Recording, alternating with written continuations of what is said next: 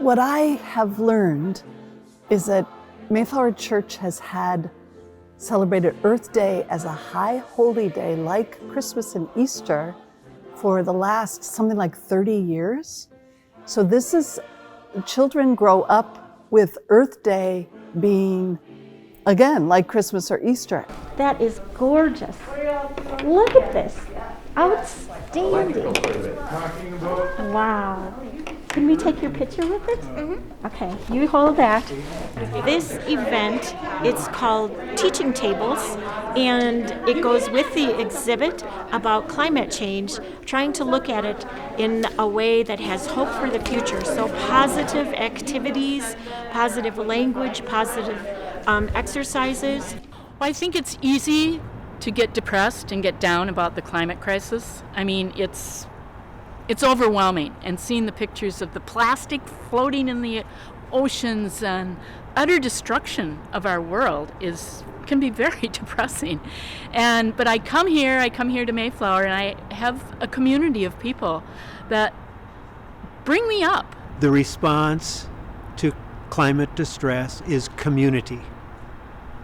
That's what we were creating here at Mayflower, a community that will help us deal with climate distress. We were so hopeful while you're doing the work, whether it's moving towards carbon neutrality or you're going to the Capitol, you're organizing for new laws. When you do the work, you are so hopeful. And our children, we're learning, we know this, our children, our young adults need hope so much in these days, real hope. And so that was a really beautiful thing it was almost palpable, feeling the hope in this community. Coming to Mayflower, I think the big change was having a community that would talk about climate change as a problem. When I see Jesus talking about bringing the kingdom of heaven to earth, when I see scripture talking about creating a new world, these are the types of things that we strive to be at this church. And I think that it calls for bold action. Was it 2006 or 2007, I think, was when Al Gore's Inconvenient Truth came out. And there was a group within Mayflower that was meeting between services called Caring for Creation. And in 2012, we established a goal of being carbon neutral by 2030. And the solar panels on the roof were the first major step. It was basically all about climate change, and that we were doing what we could do as a congregation to mitigate climate change and to be a role model, basically, I think is what we were really trying to do. And the church felt, everyone in the congregation felt that was a good idea. And I think we exceeded our fundraising goal on it. I remember the day that the construction workers were putting we have a solar canopy entrance, which is a way of saying this church is committed to this. And I remember seeing this whole class from our early childhood center, these little kids watching the solar go up, and what a great scene that was. What inspires me about being here is just the ability and the support to be able to participate in concrete, substantive action that are working towards building a new world as what I would say God is wanting us to build. The solar panels are kind of the sexy, something we can show, but there were a lot of other things that we did at the church in the HVAC, energy controls, computerized systems, motion detector switches, light switches, all sorts of stuff. And we went through a major audit of what our energy use was and what our spikes of energy were and what the sources were.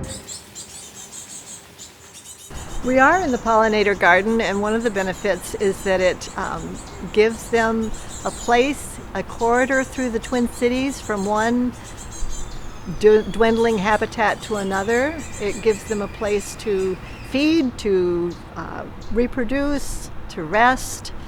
We have lots of butterflies here. Certainly they're the poster children for the insect world, but we have so many bumblebees and so many teeny tiny little native bees. Basically, if we lose our pollinators, we're going to be living on lentils and grains. Different kind of echoes of hearing voices. I found my niche in garbage and became sort of the trash lady. A small group of us in 2014 got a grant from the county to become a zero waste site. And you will see when you tour the church that there are containers for composting and recycling bins, and we got this nice grant to get all new containers, to get the liners for them, and to change our trash hauler, which was kind of a big deal because the one we had would not pick up compost. I see change coming from the grassroots, from a community like Mayflower, where we can be role models for doing things like electrification in our homes, in our cars. We are going to be the leaders, and I think that's where Mayflower is so strong. I'm also interested in sort of the broader issues of switching over to different forms of energy that don't cause climate change, and how we can make those changes in practical ways that people can do in their own households. So giving people a way to not just be upset about things that are happening, but take positive steps that make a difference toward change. We decided to put solar panels up.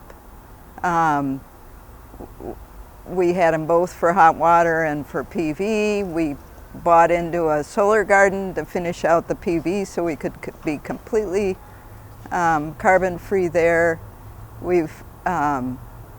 I started riding the bus. This is our future that we're fighting for, and I'm just going to fight until I die. That's it. I'm retired now. I have a long time, hopefully, where I can, before I croak. Why not? All ages, all backgrounds, just to go for it, whatever we can do. I will just keep doing the next thing to try and address the needs that I see, what the earth needs of me. That's my faith, is to try and meet those needs. We are one.